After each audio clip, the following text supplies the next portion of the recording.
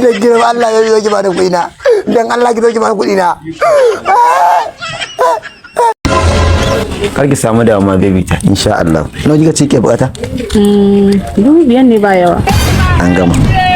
Ai baby duk abin da yake da bukata a gona in dai akwai ba zai gagara a baki. To kin gansu ma su kenan ma 5,000 din ba a baki. Idan ya so na fita ina cire wasu. To na gode sosai. Ina son ka, ina kaunar ka, Allah ya ƙara dankwa mana dankon soyayya. Amin. Na shiga ciki ko? To shikenan.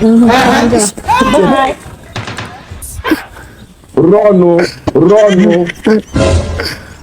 Jesus is Lord.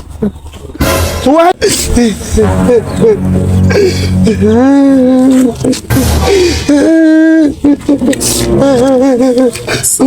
Subhanallah. Me faru? Wala. Azara ne. Asara tun ne kuma. Wai me yake faruwa ne abokina? Wait, ina zuwa, wai me yake faruwa? Bawan Allah. Wannan kukan da kake yi na tambaye ka me yake faruwa, ya kamata ka bani amsa. Gurin budurwa ta nazo.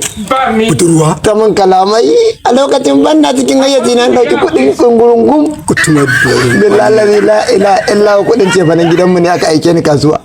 Na mika mata kudin nan. Sai ba zan tashi ga gida sai hankali na dawo jikina. yanzu kai sai ka ɗauki kuɗi ka ba wa budurwa, kuma bayan da ka ba wa budurwa kuɗi kuma sai abu yau baya kai ne mai kuka. Wannan fa shine aikin da na sani kuka. Da girma Allah ya zo ki ba da kuɗi na, dan Allah ki zo ki ba da kuɗi na.